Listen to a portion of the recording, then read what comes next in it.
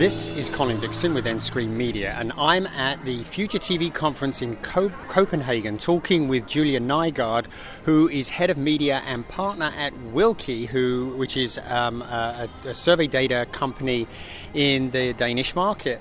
Julia, very good to talk to you. You gave out some very interesting data in the conference earlier, which I wanted to talk to you a little bit about. Yes. Why don't you tell us a little bit about the Danish media market? Give us an idea of where Netflix is, how pay TV is doing. Yeah, pay TV is doing well. However, there are only 85% using pay TV right now. And that's down quite a bit from previous years. Yeah. Yeah. In 2015, there were 93%, so it's losing a lot of customers. Yeah. And how about Netflix and HBO Nordic? How are they doing? They're doing very well. Netflix has 45% users in Denmark, and among those users there are 37 users, weekly users in Denmark in general. 37%. So, yeah. Right, weekly users. That's pretty deeply penetrated. Yeah. So quite a lot of people have actually cut the cord or never had paid television.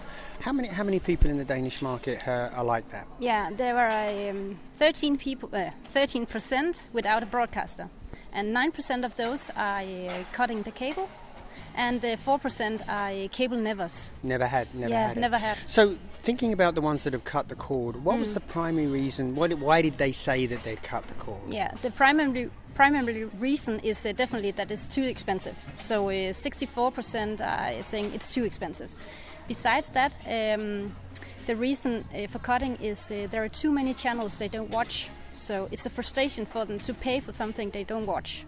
And that actually aligns with some US data where 80% say they want to pick their own channels in the bundle. Yeah. Actually, it's over 80%. So that sounds to be very, very similar in both areas. What were some of the other reasons that the cord cutters said that they wanted to leave? 27% are saying that they think they get more quality of streaming, so they get more quality content. Yeah, that's really interesting. And again, I've seen studies on America and in Europe which say something very similar, that they think the quality of the content that they're seeing inside of SVOD is better. So that's really interesting. Now, there was some other interesting data. You talked about people who have sort of hybrid users. They use both pay television and they use SVOD services. But their life is getting very complicated, right? Yeah. So how are they managing, how are they viewing that complexity? It's difficult for them because when you're only using SVOD services, you're missing news. Among other things, 23% are saying they're missing news and to get updated about the society in general. Right. Yeah, and besides that, there are 15% saying that they are missing something to watch together, sitting in the living room in the evening and watch together. Really? Yeah, that's a frustration. And 11% are also telling that it's a frustration to argue with your partner in the evening on what to watch. So you're using a lot of time arguing, yeah. So people are arguing over SVOD. Yeah. Well, I have to say that has been known to happen in my family as well. Yeah, mine too. I have 2 kids, so I know it. The complexity, I want to come back to this complexity issue. This seems to be a real problem for everybody, right? They have so many SVOD services and they have pay television, and bringing that all together, they're looking for somebody to bring that all together, right? Are they doing? Do they say the same thing in Denmark, that they're looking for somebody to bring it all together? Yeah.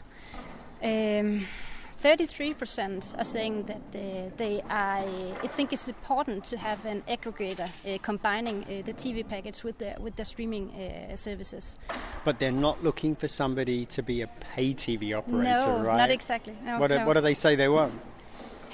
They want somebody that's making it possible for me to choose what my package or what you call it should look like. I want to choose what my entertainment universe is going to to look like. Yeah, exactly. Yeah.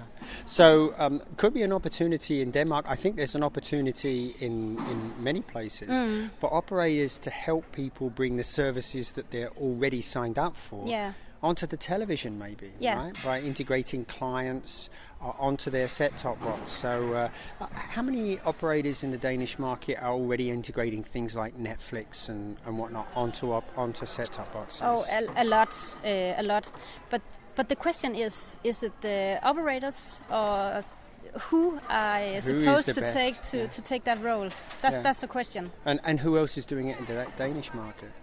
UC is doing it. UC is a cable operator. Yeah, right? It's a cable operator. Right. What about smart TV manufacturers? Are they stepping up to the plate? Are they doing it as well? Yeah, we can see in our numbers that Apple TV, for example, is rising. The numbers of users on Apple TV. So this is very interesting. Lots of parallels between what's going on in Denmark and what's going on in the US market. It's really interesting to see some of the frustrations as well people are having with SVOD services. So Julie, it's been a pleasure talking with you. You too. And hope to come back and talk to you again about some of the new things that you're finding in the Danish market. You are welcome. Thank you. This has been Colin Dixon with Endscreen Media.